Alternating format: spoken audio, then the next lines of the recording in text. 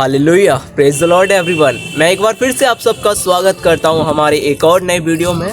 आशा करता हूं आप इस वीडियो के द्वारा, आप इस वचन के द्वारा जो हम आगे जाकर अपोस्टल यूसुफ अनकुनल्लाजी के द्वारा सुनने वाले हैं, उसके द्वारा आपके जीवन में परमेश्वर बहुत ऐसे आशीष देगा। आप उस वचन के द्वारा अपने जीवन में बहुत सारी आशीषों को ग्रहण करने पाओगे। आप जानोगे कि हमारे जीवन में खुदा क्या हमसे चाहता है। आप जानोगे कि हम कैसे परमेश्वर की राहों पर अपने जीवन को सही से बिता सकते हैं। आप जानोगे किस तरह से हम अपने जीवन को खुदा की अगुवाई में लेके चल सकते हैं। मेरे प्रियो, आप इस वचन के द्वारा मैं बिलीव करता हूँ आपके जीवन में बहुत ऐसे आशीष आएंगी। आपका जीवन एक अनुग्रह से भरा हुआ जीवन बनेगा। हालेलुया। सो आइए बिना देरी किए हुए हम लोग इस वीडियो को स्टार्ट करते हैं। और जो प्यार अब अन्य जाति लोग आपसे करते हैं, इस चर्च से करते हैं, जब उन्होंने इस चर्च का स्वभाव देखा कि ये बदला लेने वाले लोग नहीं हैं, ये वचन पे चलने वाले लोग हैं, आज लाखों लोग जो क्रिश्चियन नहीं भी हैं वो आपसे प्यार करने लगे हैं। शैतान ने आज तक जो कुछ भी किया है उसका उल्टा असर उसको हुआ है और उसका पॉजिटिव इंपैक्ट चर्च पर और सेवकाई पर पड़ा है। इस 31 नाइट को 21 साल की मेरी सेवकाई की सबसे बड़ी गैदरिंग थी। इस 31 नाइट को इस 31 नाइट को क्योंकि बाहर टेंट्स, इस हेड शेड के बाहर भी टेंट्स लगे थे, बांस लगे थे, वो गैदरिंग कैप्चर नहीं कर पा रहे थे। ड्रोन्स भी सब तरफ, जो 8.5 एकड़ का हॉल ऐड किया वो भी उस रात को खुला था, वो भरा हुआ था। हीलिंग हॉल, ये हॉल, पीछे पास, एवरीथिंग। और परमेश्वर हमें दिखा रहा था कि मैंने अपना काम जो शुरू किया है, मेरा वो दर्शन अभी भी जो शुरू हुआ है यहां,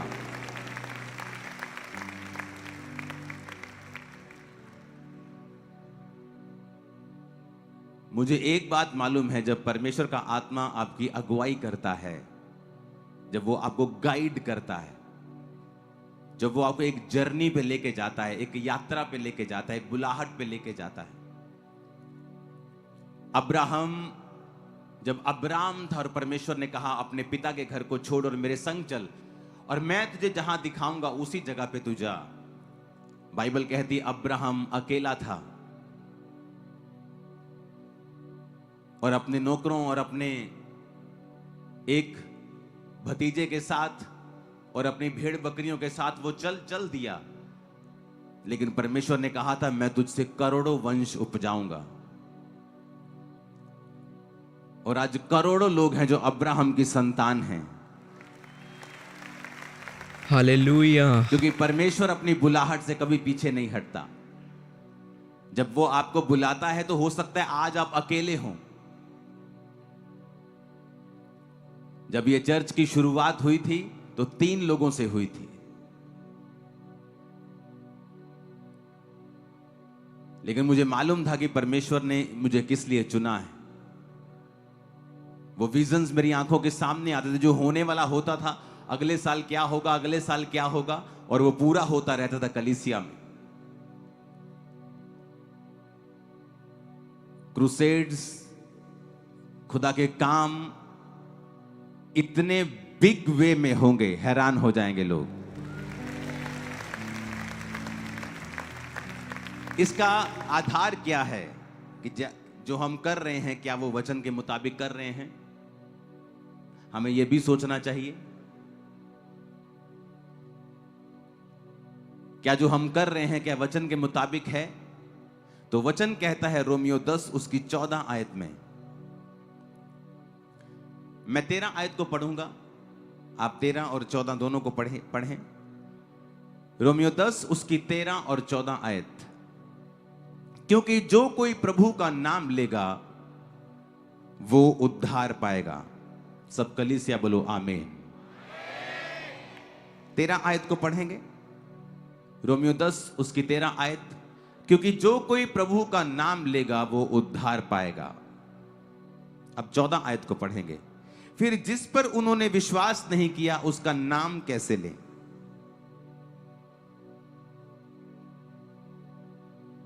अपने पड़ोसी को बोलो, जिस पर उन्होंने विश्वास नहीं किया उसका नाम कैसे लें। फिर लिखा, जिसके विषय में सुना नहीं उस पर विश्वास कैसे करें। और फिर लिखा है, और प्रचारक बिना कैसे सुने।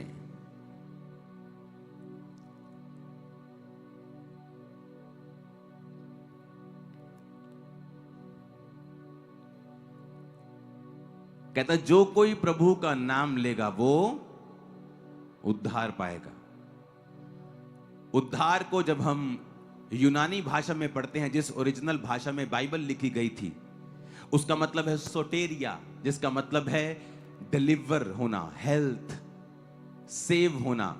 उद्धार का मतलब सिर्फ आत्मिक उद्धार नहीं है, सिर्फ स्वर्ग जाना नहीं है। उद्धार का मतलब स्वर्ग जाना है। उद्धार का मतलब हीलिंग है। उद्धार का मतलब फाइनेंशियल उद्धार है, फिजिकल उद्धार है, मेंटल उद्धार है, हर तरह का उद्धार है, हर तरह की हीलिंग है जो परमेश्वर आपको देता है। हां, उसमें जो आत्मिक स्वर्ग जाना है, आत्मिक अनंत जीवन है, वो टॉप के ऊपर है। उसको प्रायोरिटी टॉप के ऊपर है, वो सबसे पहले आता है कि आप अनंत जीवन के वारिस होंगे। लेकिन उसका कंप्लीट मतलब है कि आप अनंत जीवन भी जाएंगे और इस धरती के ऊपर भी आप छुटकारा पाएंगे शैतान से, बीमारियों से, तकलीफों से, वो मेंटल टॉर्चर से, वो शैतानी डिप्रेशन से, वो फाइनेंशियल टॉर्चर से, वो बोझ से, वो जुए से जो आपके सिर पे हो रहा, वो ऊपर नहीं देख पा रहे हैं, उस बोझ से परमेश्वर ने कहा, जो कोई परमेश्वर का नाम लेगा वो उद्धार पाएगा। और वचन कहता है कि यहूदियों, 12 आयत में लिखा है, यहूदियों और यूनानियों में कुछ भेद नहीं। इसका मतलब क्या? इसका मतलब चाहे वो क्रिश्चियन हो चाहे नॉन क्रिश्चियन हो, जो कोई परमेश्वर का नाम लेगा वो उद्धार पाएगा। 12 आयत में लिखा, यहूदियों और यूनानियों में कुछ भी भेद नहीं, क्योंकि वो सबका प्रभु है और अपने नाम लेने वालों का के लिए उदार है। कहता, चाहे कोई यहूदी हो चाहे कोई यूनानी हो, यानी चाहे कोई परमेश्वर को पहले से मानने वाला हो चाहे ना हो, जो कोई प्रभु का नाम लेगा वो उद्धार पाएगा। वो उद्धार शारीरिक है, वो उद्धार आत्मिक है, वो उद्धार फाइनेंशियल है। वो छुटकारा पाएगा अपने कर्जों से भी, अनंत जीवन को पाएगा, वो स्वर्ग राज्य का अधिकारी होगा। जो कोई परमेश्वर का नाम लेगा वो उद्धार पाएगा। यहूदियों और यूनानियों में कुछ भी भेद नहीं। जो कोई आएगा और जीसस का नाम लेगा वो बचाया जाएगा अपनी शर्मिंदगियों से, अपने कर्जों से, पापों से, दुखों से, बांझपन से। जो कोई, एनीबॉडी। परमेश्वर नहीं कहेगा तू किस धर्म से आता है, तूने कितने पाप किए हैं। अगर हम माफी मांगेंगे और परमेश्वर के पास आएंगे तो उसने कहा तू उद्धार पाएगा। तेरे पाप चाहे लाल रंग के हों, मैं उन्हें माफ कर दूंगा। तेरे पाप चाहे ऐसे हों कि बहुत ही गाढ़े हैं, कलर के हैं, ऐसे हैं जो माफ नहीं किए जा सकते लोगों के द्वारा, लेकिन मैं उन्हें माफ कर दूंगा। वचन कहता है, पर 14 आयत में एक सवाल किया है पौलुस ने। कहता है, जिस पर उन्होंने विश्वास नहीं किया उसका नाम कैसे लेंगे। कहता, तुम कहते हो कि जब कोई प्रभु का नाम लेगा वो उद्धार पाएगा, पर कहता जब तक लोगों को विश्वास नहीं है वो नाम कैसे ले जीसस का। फिर कहता, विश्वास तभी करेंगे जब सुनेंगे। जिसके विषय में सुना नहीं है उस पर विश्वास कैसे करेंगे। जब मेरे को यीशु मसीह के बारे में बताया गया तो मैंने परमेश्वर के ऊपर विश्वास किया। अगर मेरे को कोई बताता ही नहीं तो मैं विश्वास कैसे करता। आपको किसी ने बताया, आपने YouTube के ऊपर सुना, आपको किसी बहन ने बताया, किसी रिश्तेदार ने बताया, आपने कहीं इंटरनेट पे देखा, आपने कहीं से बात सुनी, आपने कोई पोस्टर पढ़ा, आपने कोई पंफलेट पढ़ा, आपने कोई फ्लेक्स पढ़ी जो जहां यीशु मसीह के वचन के बारे में लिखा हुआ था, कहीं से आपने सुना या कहीं से आपने पढ़ा तो ही आपने विश्वास किया। फिर आप चर्च आए, चाहे आपको पूरा विश्वास नहीं था, फिर आपने और सुना, गवाहियां सुनी कि इतने लोग खरीदे नहीं जा सकते हैं। हर रोज, हर संडे, हर थर्सडे 500 लोग गवाहियां दे रहे, इतने लोग खरीदे नहीं, कुछ तो है। और लिखा, जब आप विश्वास करेंगे तभी आप परमेश्वर का नाम लेंगे। क्योंकि जब तक आपने सुना नहीं है आप विश्वास नहीं कर सकते। जब आप विश्वास करेंगे तभी आप परमेश्वर का नाम लेंगे, और जब आप नाम लेंगे तब आप उद्धार पाएंगे। फिर आगे लिखा है, और कहता जिसके विषय में सुना नहीं उस पर कैसे विश्वास करें, और प्रचारक बिना कैसे सुने। अपने पड़ोसी को बोलो, प्रचारक बिना कैसे सुने। 15 आयत में लिखा है, और यदि भेजे ना जाएं, अपने पड़ोसी को बोलो, यदि भेजे ना जाएं, यदि भेजे ना जाएं तो कैसे प्रचार करें। जैसा लिखा है, उनके पांव क्या ही सुहावने हैं जो अच्छी बातों का सुसमाचार लाते हैं, सुनाते हैं। आमीन। अब कहता प्रचारक बिना सुने कैसे, क्योंकि विश्वास सुनने से और सुनना मसीह के वचनों से पैदा होता है। अगर विश्वास नहीं किया तो नाम कैसे लेंगे। तो नाम लेने से पहले विश्वास करना जरूरी है, और विश्वास लाने के लिए सुनना जरूरी है, और सुनने के लिए कहता प्रचारक बिना कैसे सुने। प्रचारक बिना कैसे सुने। और कहता यदि प्रचारक भेजे ना जाएं तो कैसे प्रचार करें। यह एक सीक्रेट है।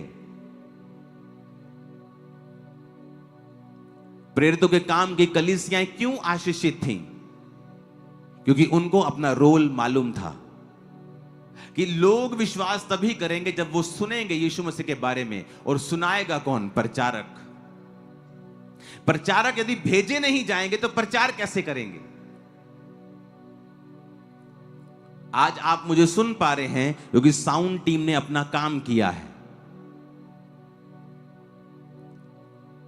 आज हम हॉल के नीचे बैठे हैं क्योंकि हम सब ने कंट्रीब्यूट किया है, और इस हॉल को हमने बना के हम बैठे हैं। प्रचारक अपना काम कर रहा है, क्या कलीसिया अपना काम कर रही है कि नहीं? अब प्रभु कहता है लोगों की लाइफ में अनंत जीवन आएगा, हीलिंग आएगी, डिलीवरेंस आएगी, ब्लेसिंग आएगी। पर कब? जब वो सुनेंगे। क्योंकि सुनेंगे तो विश्वास करेंगे, विश्वास करेंगे तो नाम लेंगे। लेकिन जब वो सुनेंगे ही नहीं, क्योंकि जब तक प्रचारक उनको सुनाएगा नहीं, जब तक प्रचारक भेजा नहीं जाएगा वो जाएगा नहीं। अगर वो जाएगा नहीं, वो सुनेंगे नहीं, सुनेंगे नहीं तो विश्वास नहीं करेंगे, विश्वास नहीं करेंगे तो नाम नहीं लेंगे, नाम नहीं लेंगे तो उद्धार नहीं होगा। कड़ी के साथ कड़ी जुड़ी है कि जब कलीसिया प्रचारकों को भेजेगी वो प्रचार करेंगे। जब प्रचारक प्रचार करेंगे वो विश्वास करेंगे, वो सुनेंगे और फेथ करेंगे। जब फेथ करेंगे तो वो फिर नाम लेंगे, जब नाम लेंगे तो उद्धार होगा। इसीलिए आपने नोटिस किया होगा कि शैतान को पता है यदि प्रचारकों को मैं बंद कर दूं तो वो उद्धार का काम रुकता है। वो हाथ धो के इसलिए प्रचारकों के पीछे पड़ा रहता है। उसे उन प्रचारकों से तब दिक्कत नहीं थी जब वो नशा करते थे, जब वो शराबी थे। लेकिन जब वो प्रचारक बन जाते हैं उसे दिक्कत होती है। और आपको मालूम होना चाहिए कि वो शैतान है जो गुस्सा कर रहा है, इंसान नहीं है। वो शैतान है जो प्रचारकों के पीछे। क्योंकि परमेश्वर को पता है जब शैतान ने प्रभु यीशु मसीह को परखा तो वचन से परखा, अपने आप को नीचे गिरा। तेरे पिता के वचन में लिखा है कि जब तू अपने आप को नीचे गिराएगा तेरे पिता के दूत तुझे संभाल लेंगे, तेरे पांव में पत्थर से ठेस ना लगेगी। जीसस ने कहा पिता के वचन में यह भी लिखा है कि तू अपने प्रभु अपने परमेश्वर की कभी भी परीक्षा ना कर। शैतान वचन जानता है, उसे पता है प्रचारक अगर भेजे जाएंगे, अगर प्रचारक अगर जाएंगे तो वो प्रचार करेंगे। अगर करेंगे तो लोग सुनेंगे, सुनेंगे तो विश्वास करेंगे, विश्वास करेंगे तो नाम लेंगे, नाम लेंगे तो उद्धार मिलेगा। इसलिए वो चाहता है कि प्रचारकों को रोका जाए, किसी तरह से प्रचारकों को बंद किया जाए। लेकिन शैतान और उसके सब एजेंट्स, प्रचारक 10 गुना बढ़ने वाले हैं। यहां मैं आपको बता रहा हूं, मैंने आपको एक प्रोफेसी दी थी पिछले साल या उससे पिछले। मैंने कहा था कि आने वाले समयों में परमेश्वर यहां पर इस देश में ऐसे लोगों को उठाएगा जो अपनी रीति और रिवाजों से काम करेंगे। जो अपने ही जो कल्चर जहां पे वो पैदा हुए हैं उस तरीके से वो लोगों को बचाएंगे। जिस तरह पौलुस कहता है, जब मैं यहूदियों में गया मैं यहूदियों के जैसा बन गया, मैं यूनानियों में गया मैं यूनानियों के जैसा बन गया, ताकि मैं बहुत से लोगों को अपने जैसा लगूं और मैं बहुत से लोगों का उद्धार करा सकूं। यह बेवकूफी है। आप जानते हैं बाइबल ना तो मेकअप के खिलाफ है ना ही मेकअप के साथ है। ये आपका अपनी चॉइस है। ओवर मेकअप नहीं होना चाहिए, हम सबको पता है। ओवर बहुत ही इतने बड़े बड़े आंखों बहुत ही ओवर कर लिया, वो स्पिरिचुअल चीजों से बाहर हमें कर देती है। लेकिन अगर आप ये समझें कि आप मान लीजिए आप अमेरिका में हैं और आप वहां पर उन लोगों को प्रचार कर रहे हैं और आप बिल्कुल मेकअप नहीं करते, बिल्कुल वाइट सूट में हमेशा रहते हैं, आप उन लोगों को जल्दी इंप्रेस नहीं कर पाएंगे। आपको उनके जैसा लगना होगा कि हम भी आपके जैसे हैं, ताकि उद्धार हो सके, आत्मा बच सके। इसलिए पौलुस ने कहा मैं यहूदियों के लिए यहूदियों के जैसा बना, यूनानियों के लिए मैं यूनानियों के जैसा बना। अगर आप इंडिया में आएंगे और आप जैसे फॉरेन कंट्रीज में लेडीज प्रचार करती है, अगर आप यहां करने की कोशिश करेंगे, लोग आपसे इतना इंप्रेस नहीं होंगे, क्योंकि उनको वो कल्चर के बारे में मालूम नहीं है। आप जहां रहते हैं आप उस तरीके से प्रीच करेंगे ताकि आप लोगों को आपका पहनावा, आपकी चीजें एक उद्धार के लिए, क्योंकि परमेश्वर ने सब जातियों के लिए अपनी जान दी है, कि आप एक रुकावट ना हो, आप ऐसे ना हो कि आप मूर्ख लगें, आप अलग लगें, ताकि लोग परमेश्वर के सुसमाचार को समझें, पहचानें और उसे कबूल करें। कितने मेरी बातों को समझ रहे हैं? यह बुद्धि सब में नहीं। अगर सब में होती तो लोग बचाते वो भी। अगर ये बुद्धि होती तो लोग बचाए जाते। अगर ये विजडम वो यूज करते, अगर बाइबल की राइट नॉलेज वो लेते, तो ऐसा नहीं होता। हालेलुया। इसलिए परमेश्वर ने कहा मैं तुम्हें भेड़ के समान भेड़ियों के बीच में भेजता हूं। तुम सांप की तरह बुद्धिमान रहो और कबूतर के नाई भोले भी रहो। कबूतर किसी का नुकसान नहीं करता और सांप चालाकी से बचता है।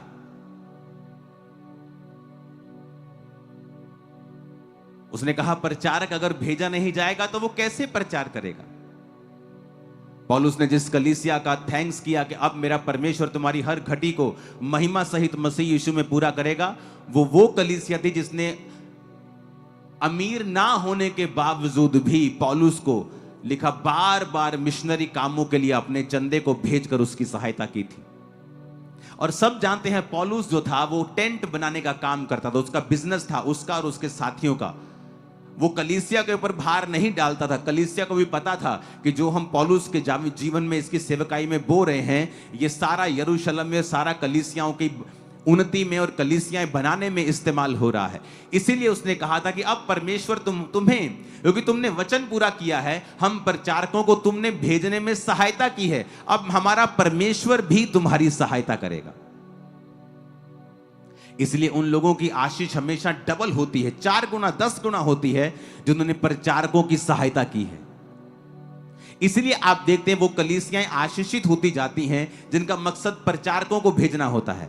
आप एक ऐसी कलीसिया में जब जुड़ जाती हैं जिसका मकसद प्रचार करना है, इवेंजलिज्म करना है, सुसमाचार देना है, और आप ऑटोमेटिकली वो प्रार्थना भी उनके लिए करने लगते हैं, आप वहां बोने भी लगते हैं, आप फास्टिंग करने लगते हैं, आप देखने लगते हैं कि परमेश्वर ने आपकी लाइफ के ऊपर आपको ब्लेस किया है, क्योंकि अब आप परमेश्वर के वचन को पूरा कर रहे हो। यदि प्रचारक भेजे नहीं जाएंगे तो प्रचार कैसे करेंगे? Hallelujah, hallelujah. हमें ये बुद्धि यूज करने की जरूरत है कि परमेश्वर ने आपकी एक डिवाइन ड्यूटी लगाई है। आपका काम है अपने पास्टर्स के लिए प्रार्थना करना, आपका काम है बोना, आपका काम है फास्टिंग करना, आपका काम है प्रेयर करना कि परमेश्वर सुसमाचार के रास्ते ओपन हो और बहुत से लोग तुझे सुने, बहुत से लोग सुसमाचार के ऊपर विश्वास करें और बचाए जाएं। आमीन, आमीन। अपने पड़ोसी को बोलो, यदि भेजे ना जाएं तो वचन कहता है कि वो कैसे प्रचार करें।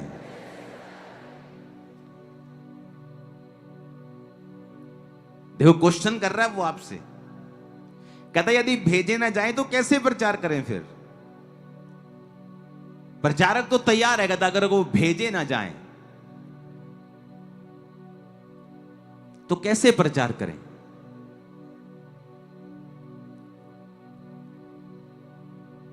और उनको भेजने वाला कौन होता है? कलीसियाएं। इसलिए बहुत से लोग सेवा कंटिन्यू नहीं कर पाते। क्यों? उन्हें मकसद भूल जाता है कि हमारा काम है इस प्रचारक के साथ रहना और इसको भेजना,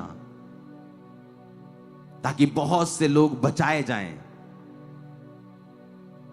उसमें डिफिकल्टी होगी, मुश्किलें आएंगी, चैलेंजेस आएंगे, पर्सनल चैलेंजेस आएंगे, लेकिन वो सबको आएंगे क्योंकि वो डिवाइन काम है, वो ईश्वरीय काम है और शैतान जानता है कि इस काम के जरिए कैसे कैसे लोग बच रहे हैं। अपने पड़ोसी को बोलो, मैं भेजूंगा। आमीन, आमीन। और फिर देखो कैसे परमेश्वर काम करता है, वो किस तरह से आपके लाइफ में काम करता है। और यही तरीका है आपकी आशीष का। क्यों प्रेरितों के काम की कलीसिया लोग हील हो जाते थे जल्दी? क्यों उनकी लाइफ में मिरेकल ज्यादा होते थे? इसी वजह से उनकी लाइफ में मिरेकल ज्यादा होते थे, क्योंकि उनकी जिंदगियां परमेश्वर के लिए समर्पित थी। परमेश्वर उनको छोड़ता नहीं था।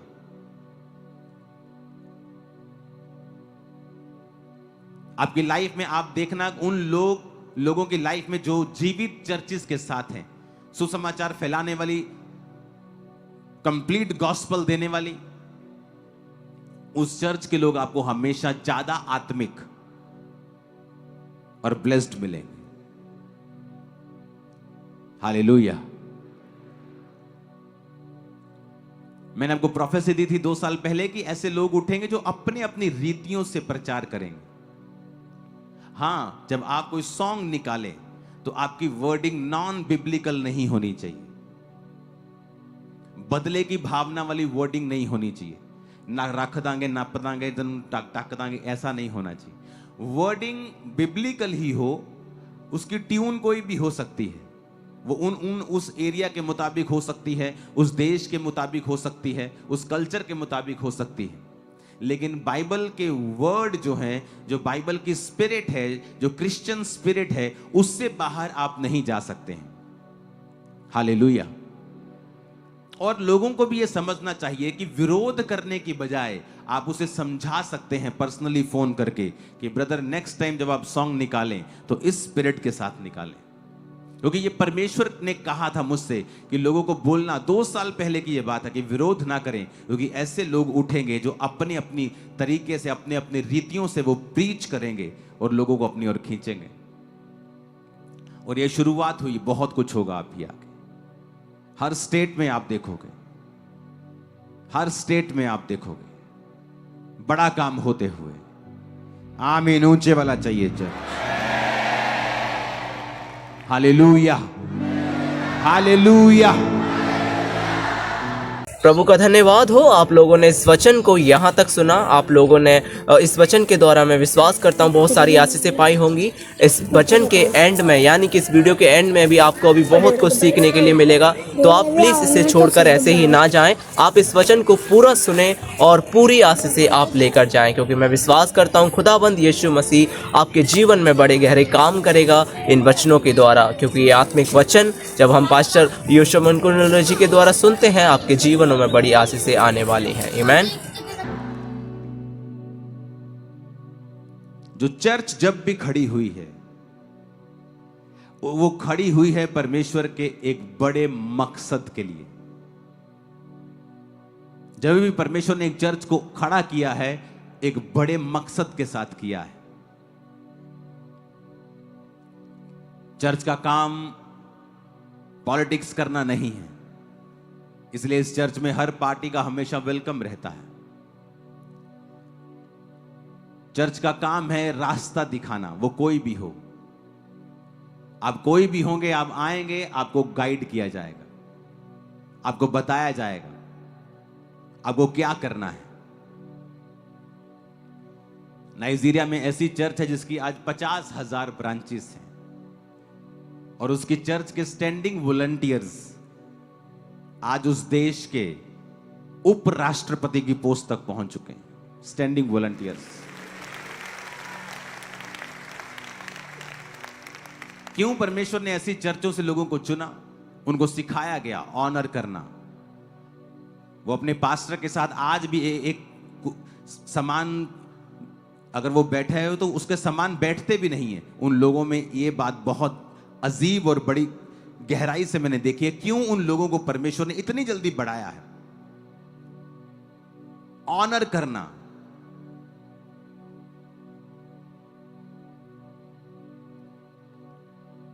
और इसीलिए परमेश्वर ने उनको ऊंचा किया है।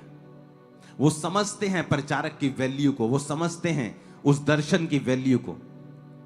बात इंसान की नहीं, बात मूसा की नहीं। जब मूसा को किसी ने कुछ कहा हो तो परमेश्वर ने उसे कोड़ी कर दिया। बात मूसा की नहीं, बात उस दर्शन की है जो परमेश्वर ने अपना उस जगह पे रखा है और मूसा को उसका अगुवा बनाया है। बात उस दर्शन की है, बात परमेश्वर की है कि जब आप मूसा के खिलाफ खड़े हो रहे हैं, आप इनडायरेक्टली परमेश्वर के खिलाफ खड़े हो रहे हैं, क्योंकि वो विजन जो है वो परमेश्वर का है। हालेलुया। एक अन्य जाति व्यक्ति अगर पॉलिटिक्स में है, वो शराब पिए, वो कुछ भी करता है, परमेश्वर उसको अलग तरीके से देखता है। वो व्यभिचार में है क्योंकि वो वचन नहीं जानता है, और वचन में लिखा है वो लोग ज्यादा चालाक हैं, ज्यादा चालाक हैं। वो आते हैं, हाथ जोड़ते हैं, अपना काम कराते हैं, चले जाते हैं। और अपने वाले लोग इतने मूर्ख हैं बेचारे, खिलाफत ही करते रहते हैं एक दूसरे की, और फिर उन्हीं चर्चों में वोट्स मांगने जाते हैं और लोग याद रखते कि ये तो वही था ना। क्योंकि चर्च का काम पॉलिटिक्स करना नहीं। अगर इस चर्च ने कभी पॉलिटिक्स में जाना ही नहीं, तो जिसने जाना है वो ये ध्यान रखे कि हमें लोगों को कैसे अपनी ओर करना है। अगर हम ही ये बेवकूफियां करते रहेंगे और बाद में चर्च में खड़े होकर प्रार्थना करवाने के लिए आएंगे तो कुछ नहीं होगा। इसलिए परमेश्वर ने कहा दूसरे लोग ज्यादा चालाक हैं, क्रिश्चियन लोगों से ज्यादा चालाक लिखा है बाइबल में। क्यों लिखा परमेश्वर ने ऐसा? उनको बुद्धि है, वो जानते हैं, अपना काम करो और चलें। हालेलुया। जब तक आप ऑनर नहीं करेंगे उस विजन का, तब तक परमेश्वर आपको ऊंचा नहीं करेगा। वो क्रिश्चियन लोगों को बड़े ध्यान से देखता है। जब तक आप व्यभिचार से और शराब से और नशों से बाहर नहीं आएंगे, वो कभी पॉलिटिकली आपको ऊंचा नहीं करेगा, क्योंकि आप वचन जानने वाले लोग हैं। जब तक आप वचन जान के गुनाह करते रहेंगे, परमेश्वर आपको हमेशा नीचा रखेगा। आप वचन को जानेंगे, आप प्रार्थना करेंगे, आप बाइबल को पढ़ेंगे, आप ऑनर करेंगे विजन्स का, दर्शनों का, परमेश्वर आपको ऊंचा करेगा। वो किसी भी तरह से करे, वो करेगा। वो लोगों के दिल में डाले, वो बड़े लोगों के दिल में डाले, वो किस तरह से आपको बढ़ाएगा, फिर वो परमेश्वर पे छोड़े। आज प्रॉब्लम ये है कि हर एक व्यक्ति, चाहे वो सामाजिक तौर से मसीह में है, चाहे वो पास्टर के तौर पे, बुद्धि की कमी की वजह से वो लोग बढ़ नहीं पा रहे हैं। जब कुछ करने का समय होता है, जीरो रिजल्ट है उनके। रीजन क्या है? विजडम की कमी। जब मैं सेवकाई में खड़ा हुआ और जब मैं जाता था विजिट करने के लिए लोगों के घरों में, तो परमेश्वर की आत्मा ने मुझसे कहा कि इनसे चंदा नहीं लेना है विजिट करते समय। और जब भी लोग चंदा ले ले, ऐसे आपको पता होना चाहिए चर्च को, बहुत से लोग यहाँ चर्च में नए हैं कि जब विजिट करने पास्टर्स घर आते हैं लोगों के, तो जब वो जाने लगते हैं तो लोग चंदा देते हैं, यानी ऑफरिंग देते हैं, ऐसे हाथ करके ऑफरिंग देते हैं। तो पास्टर ऐसे प्रेयर करते हैं उस पर। तो परमेश्वर ने मुझसे कहा ऑफरिंग मत लेना। लोगों को बोल कि हाँ मैं ऑफरिंग लूंगा, लेकिन आप संडे चर्च में आए और उसे डालें परमेश्वर की हुजूरी में। पता है क्यों? क्योंकि लोगों के बीच में ये प्रचलन था कि पास्टर्स लोग सिर्फ चंदा लेने के लिए घर आते हैं। विजिट करने का मकसद सिर्फ चंदा लेना है कि 10 घरों में विजिट करेंगे, 50-50, 100-100 चंदा लेंगे तो 1000 रुपये इकट्ठा हो जाएगा। सिर्फ विजिट करना है, विजिट करना, चंदा लेना है सिर्फ। सब पास्टर्स नहीं, मैं भी विजिट करता था, लोग मुझे भी कई बार देते थे, सब पास्टर्स नहीं, लेकिन ये बिलीवर्स की मैं बात कर रहा हूं, वो ऐसे बोलते थे कि पास्टर आए तो 50 रुपए निकालने ही निकालने हैं। तो मुझे सेवकाई में पर्सनली ये एक रुकावट लगा। जिस चर्च ने मुझे बैप्टाइज किया है वो भी पास्टर्स विजिट करते हैं, लोग आज भी चंदा उन्हें देते हैं, जब वो मेरे घर आते हैं मैं भी उन्हें चंदा देता हूं, बात मैं भी ऑफरिंग देता हूं, बात वो नहीं है, वो आत्मिक आदमी है। लेकिन ऐसे भी लोग थे जो आत्मिक नहीं थे और सिर्फ विजिट करने के लिए जाते थे। तो परमेश्वर ने मुझसे कहा, लोगों के बीच में ये एक मेंटालिटी है, इसे ब्रेक करना है। तुमने ब्रेक करना है कि चंदा सेकेंडरी है, ऑफरिंग सेकेंडरी चीज है। पहले जब मैं आया हूं वचन सुनो। लोग खाना बनाने के लिए चले जाते थे, कोई बिस्कुट लेने, कोई चाय, कोई कोल्ड ड्रिंक। मैं बोलता जब मैं आपके घर में आऊंगा मुझे कोई इधर उधर भागता नहीं चाहिए, क्योंकि जिसको मैंने वचन देना वो तो कोल्ड ड्रिंक लेने चला गया, जिस सिस्टर को मैंने वचन देना वो चाय बनाने चली गई। अब मैं वचन जिसको दे रहा हूं उसका कोई चर्च से मतलब नहीं। मैं कहा तुम लोग बैठो, मुझे कोई चाय पानी नहीं चाहिए, तुम चाय पानी मुझे भेज देना, मैं पी लूंगा तुम्हारा। तो मैंने क्या किया, मैंने चाय पीनी छोड़ दी।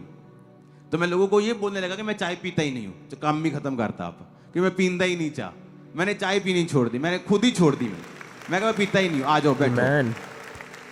अब कोल्ड ड्रिंक कितनी आदमी पिएगा, कोल्ड ड्रिंक शुरू से मैं इतना पीता नहीं हूं। तो उनको मालूम था कि हमारा पास्टर ना चाय पीता ना कोल्ड ड्रिंक, हमें उसने वो आया तो हमें बैठना है। तो वो लोग क्या करते थे, लोग बैठते थे, फिर वो खुद भी बैठते थे, साथ वाले भी बैठते थे, पड़ोसी भी बैठते थे।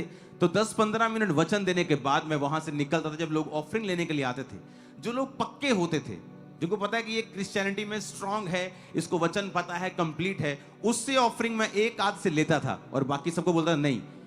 क्योंकि नए लोग भी होते थे, कम आत्मिक लोग भी होते थे, थोड़ा विश्वास वाले भी होते थे, सबको लगता कि अच्छा इस बहन ने दिया है तो मुझे भी देना है। मैं उनका मैं कहा नहीं, तुमसे मैंने नहीं लूंगा, आप चर्च में आओ और संडे डालो, आपकी प्रभु कबूल करेगा। तो इस विजडम से मैं चला हूं। मुझे मालूम था लोगों के दिल में क्या है, लोग क्या सोचते हैं। आप मेरी बात समझ रहे कि नहीं? आज आप सामाजिक तौर पे खड़े हैं, आप पॉलिटिकल तौर पे खड़े हैं और आपको पता ही नहीं लोगों के दिल में क्या है, आपको पता ही नहीं मुद्दे क्या हैं, आपको पता ही नहीं सिस्टम क्या है, कैसे लोगों को अपनी ओर करना है, आपको पता ही नहीं। दर्शनों को सपोर्ट करेंगे, प्रचारकों को सपोर्ट करेंगे, तभी हम परमेश्वर के दिल में अपनी जगह को बनाएंगे। हर एक व्यक्ति को परमेश्वर से बुद्धि मांगनी चाहिए, परमेश्वर मुझे विजडम दे, तेरी डिवाइन विजडम। लेकिन वो डिवाइन विजडम कैसे आएगी अगर अगले दिन हमने व्यभिचार करना है, अगले दिन रात को हमने पूरी बोतल शराब की पीनी? कैसे परमेश्वर हमें बुद्धि देगा? क्रिश्चियन लोगों को, अन्य जाति जो मर्जी करें, लेकिन हम क्रिश्चियन लोग वचन के साथ बंधे हुए हैं। बाइबल कहती है सब कुछ अच्छा चल रहा था। नूह ने जिस रात शराब पी और मतवाला हुआ, उसी दिन उसके बेटे ने उसको नंगा देख लिया।